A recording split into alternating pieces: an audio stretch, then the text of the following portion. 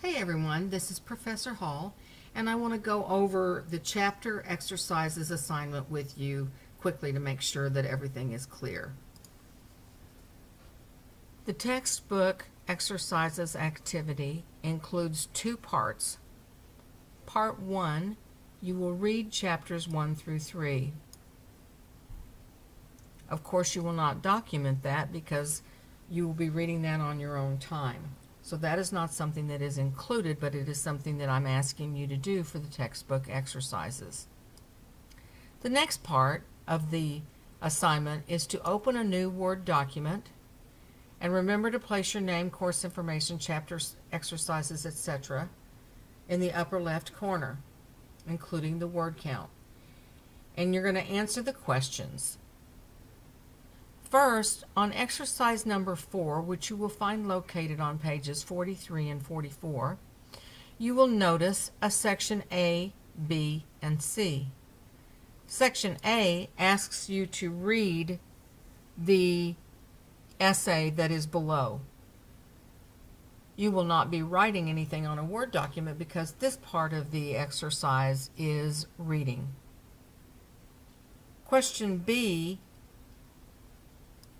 asks you to write the kinds of evidence that you found in the article.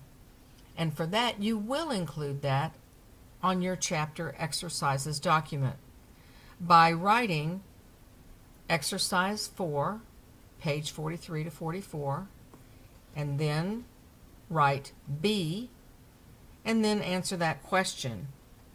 C, the same way. You will write content for question C, and you will write that in well-documented and completely formed sentences. Now let's run over and look at the exercises that are on page 60. At the bottom of the page, on page 60, you will see exercise 6, analyzing an author's logic. A, once again, is asking you to read one of the two excerpts. Pick the one you like best and read that. Of course, you won't be writing anything for that because you will be reading one of those two excerpts. B, you will write, and it does ask you to make margin comments. Now, obviously, since we are online, you wouldn't be able to write your ideas as margin comments. You would write those by indicating page 60 to 61, exercise 6, B, and then you would list the margin notes that you would be making regarding that particular passage that you chose. C asks a series of questions that are located in bullet points under C, which writes, consider these questions.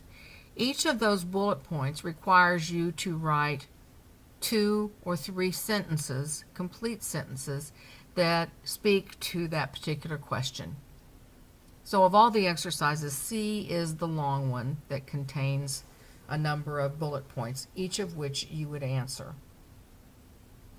Now let's go over to page 148 to 149 and look at the final exercise in this assignment. Of course, you've read the information prior to this assignment, but as you go to page 148, look at the middle of the page, you will see exercise 14, identifying plagiarism. Once again, as before, A asks you to read the 2 excerpts below. You won't write anything for that because you'll be reading. B contains 2 points, question 1 and 2. That asks you to underline any plagiarized sentences.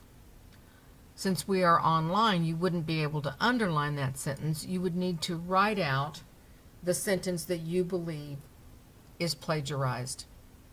So on your Word document, you would write page 148 to 149, exercise 14, B, and under that you would put 1, and type out the sentences in paragraph 1 that you think are plagiarized.